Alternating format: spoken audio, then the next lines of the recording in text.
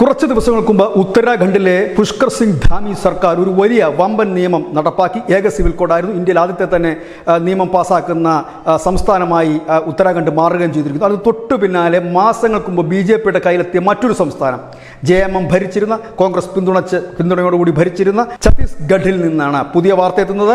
അവിടെ ഹൈന്ദവ ജനത വളരെ കാലമായി ആവശ്യപ്പെടുന്ന മതപരിവർത്തന നിരോധന ബില്ല് പാസ്സാക്കാൻ ഒരുങ്ങുന്നു. അതിൻ്റെ കരട് തയ്യാറായിരിക്കുന്നു. ഈ വാർത്ത റിപ്പോർട്ട് ചെയ്തിരിക്കുന്നത് ഇന്ത്യൻ എക്സ്പ്രസ് ആണ്. അതിൽ അവർ വിശദമായി തന്നെ അതിനെക്കുറിച്ച് പറയുന്നു. വഞ്ചനാപരമായ മതപരിവർത്തനം നടക്കില്ല, ഇനി ബലപ്രയോഗത്തിലുള്ള മതപരിവർത്തനം നടക്കില്ല. അതിനകത്ത് ഏറ്റവും വലിയ ഹൈലൈറ്റ്, അനാവശ്യ സ്വാധീനം ചെലുത്തുകയോ വിവാഹത്തിലൂടെയോ ഒരാൾക്ക് മതം മാറാൻ കഴിയില്ല.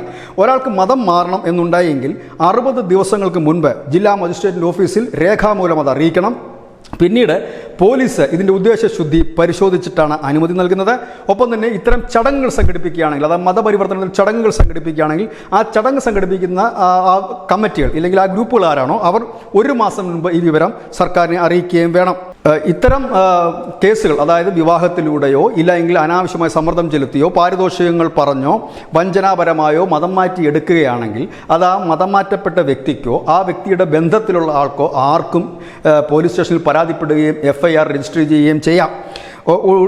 പ്രധാനപ്പെട്ട ഇതിൻ്റെ ഹൈലൈറ്റ് എന്ന് പറഞ്ഞാൽ ഈ മതപരിവർത്തനം നടക്കുന്നത് ലീഗലായിട്ടായിരിക്കണം. അതായത് ഒരാൾ സ്വമേധയാ ചെന്ന് തനിക്ക് യാതൊരു പ്രശ്നവുമില്ല, താൻ സ്വമേധയാ മതം മാറുകയാണ് എന്ന് പറഞ്ഞ് മതം മാറുകയാണെങ്കിൽ കുഴപ്പമില്ല. അതല്ലാതെ മറ്റൊരു തരത്തിലേക്ക് മതം മാറുകയാണെങ്കിൽ വലിയ പ്രശ്നമാണ്. നമുക്കറിയാം, നമ്മുടെ രാജ്യത്ത് ഏറ്റവും കൂടുതൽ മതപരിവർത്തനം നടക്കുന്നത് വിവാഹത്തിലൂടെ വഞ്ചനാപരമായിട്ട് അവരെ ട്രാപ്പിൽപ്പെടുത്തി കൊണ്ടുപോകൽ, മറ്റൊന്ന് ഈ വലിയ വലിയ വാഗ്ദാനങ്ങൾ നൽകി കൊണ്ടുപോകും. ഇതിൽ നിന്ന് കിട്ടാതെ വരുമ്പോഴാണ് ചിലർ പിന്നീട് വളരെ രോഷത്തോടെ രംഗത്തെത്തുമ്പോഴാണ് പറയുമ്പോഴാണ്. കാരണം നിരക്ഷരരായ ഒരുപാട് പേർക്കിടയിലാണ് ഈ മതപരിവർത്തനം ഏറ്റവും കൂടുതൽ നടക്കുന്നത്. ഒപ്പം തന്നെ ഈ പ്രണയ വിവാഹത്തിലൂടെയും അത്തരത്തിൽ നടക്കും. ഇനി അത്തരം കാര്യങ്ങളൊന്നും ഛത്തീസ്ഗഡിൽ നടക്കില്ല. ഹൈന്ദവ ജനത പുതിയ സർക്കാരിന് കൈയടിക്കുന്നു. News desk news India Malayalam.